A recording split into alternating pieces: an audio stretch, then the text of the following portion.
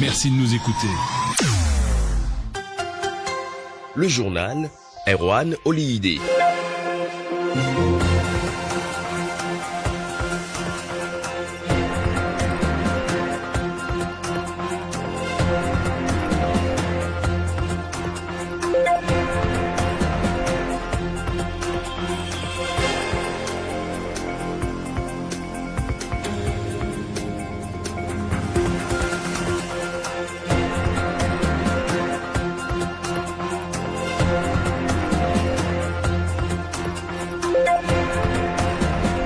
Nous sommes lundi 13 novembre 2023. Bonjour mesdames et messieurs, merci d'être au rendez-vous de l'information sur Radio Afrique Santé.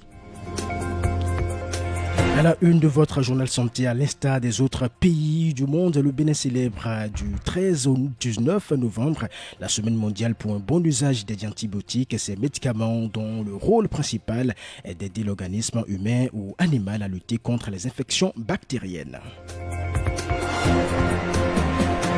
Et ce 13 novembre marque également la journée mondiale de la vasectomie. Que retenir de cette forme de contraception masculine?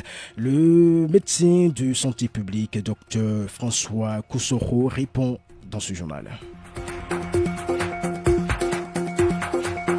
Voilà pour l'essentiel en titre. Nous sommes en direct du studio Vincent Folly de Radio Afrique Santé au Bénin. Le développement, c'est après ceci. La vasectomie est une opération mineure qui s'effectue généralement sous anesthésie locale, c'est-à-dire elle se déroule alors que le patient est en éveil mais sans aucune douleur. Elle dure environ 15 minutes. C'est une méthode à laquelle très peu d'hommes recourent. Les taux sont particulièrement faibles dans les pays en voie de développement comme le Bénin. Mais quel est le rôle de la vasectomie? Je vous propose d'écouter le médecin de santé publique, Dr François Kosoro, pour des éléments de compréhension.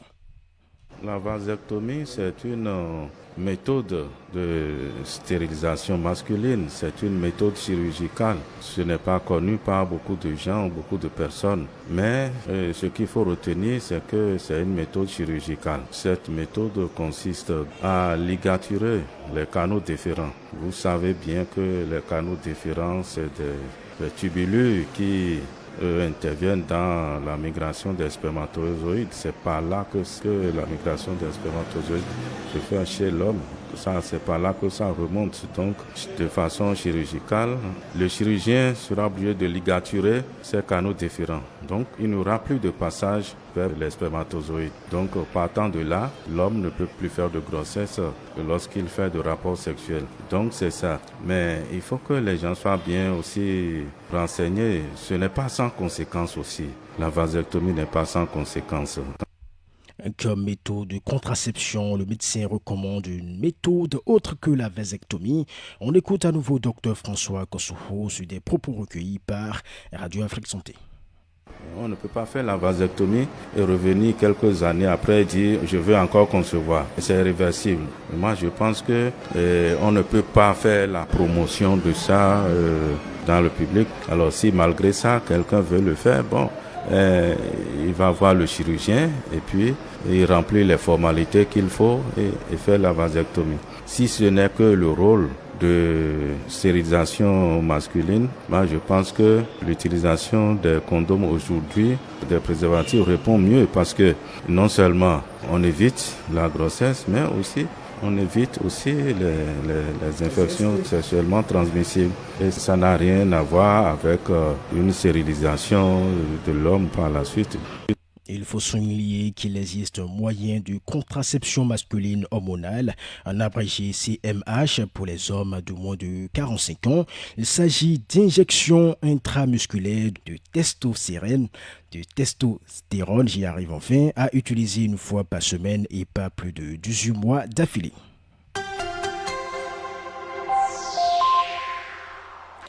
Et c'est la semaine mondiale de lutte contre la résistance antibiotique du 13 au 19 novembre. La semaine mondiale pour un bon usage des antibiotiques a pour but de mieux faire connaître le phénomène mondial de résistance aux antibiotiques et d'encourager le grand public et les personnes de santé et les décideurs à adopter les meilleures pratiques afin d'éviter l'apparition d'une résistance aux antibiotiques et que celle-ci ne continue pas à se propager. Dr Conrad Kousiwede, pharmacien, biologiste, clinicien, explique le bon usage des antibiotiques.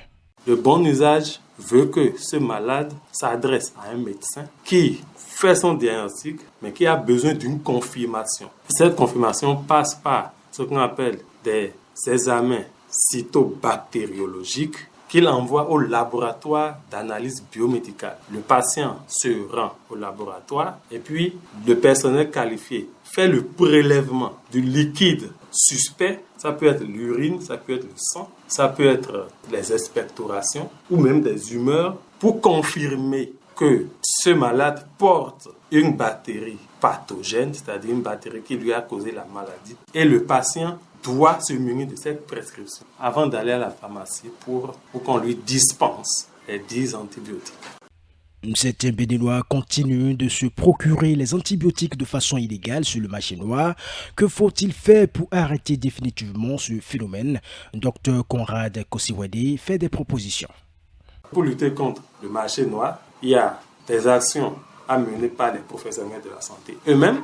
Il y a des actions à mener par les autorités publiques, de l'OMS jusqu'au ministère de la Santé, toutes les directions techniques en charge de la santé. Il y a aussi des sensibilisations à avoir sur la population elle-même. Et c'est ça peut-être le rôle des hommes de médias, les sensibiliser sur la nécessité de se soigner dans le circuit formel, sur les avantages du circuit formel et sur les inconvénients du circuit informel que vous appelez marché noir. Donc, la problématique du marché parallèle ou du circuit informel, c'est une problématique holistique qui comporte beaucoup trop de choses, ce n'est pas seulement pour la lutte contre les antibiotiques. Donc, qu'est-ce qu'il faut faire? Il faut continuer la lutte à tous les niveaux de la pyramide, le niveau politique, le niveau administratif, le niveau professionnel et même sur la population. Dernier élément de ce journal à travers le Café des sciences qui s'est déroulé le samedi 11 novembre 2023 à l'Université nationale des sciences et technologies, ingénierie et mathématiques en abrégé USTIM d'Aboumé a révélé au monde les résultats des différents travaux de recherche scientifique effectués. Ce fut l'occasion pour les enseignants-chercheurs de faire le partage des résultats obtenus donc à l'issue des recherches scientifiques avec les personnes présentes, lesquelles recherches ont porté sur des thématiques d'actualité telles que les changements climatiques, les villes durables, l'intelligence artificielle, l'économie et l'énergie. Nous avons co-organisé cet événement pour que nos enseignants-chercheurs qui ont bénéficié du financement du fonds compétitif pour la recherche de l'USTIM présentent leurs projets et présentent quelques résultats, et également pour que ceux-là qui avaient bénéficié des recherches présentent les résultats de ces recherches-là pour que le public soit au courant de ce que nous faisons, a déclaré Joachim Ngbenou, recteur de cette université. Et c'est la fin de ce journal que nous vous remercions d'avoir suivi. À la technique Tibus Ariano, à la présentation, je suis Erwan Olide. Bonne journée à tous.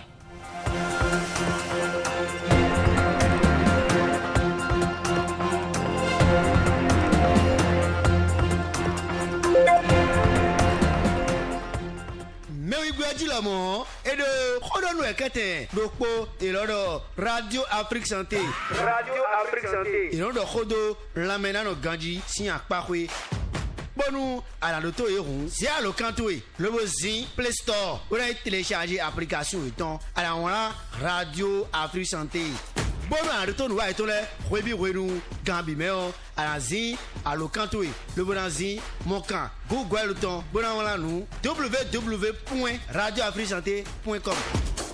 Monokpo, Bonadoto nous a été émission et non blo, nous y ben l'on lit la paille ton salé, le roi est un bel bio, arréon, à l'époque Pogmon, Moncan, je bouton dit, on a Radio Afrique Santé, à un moébi, les chickens.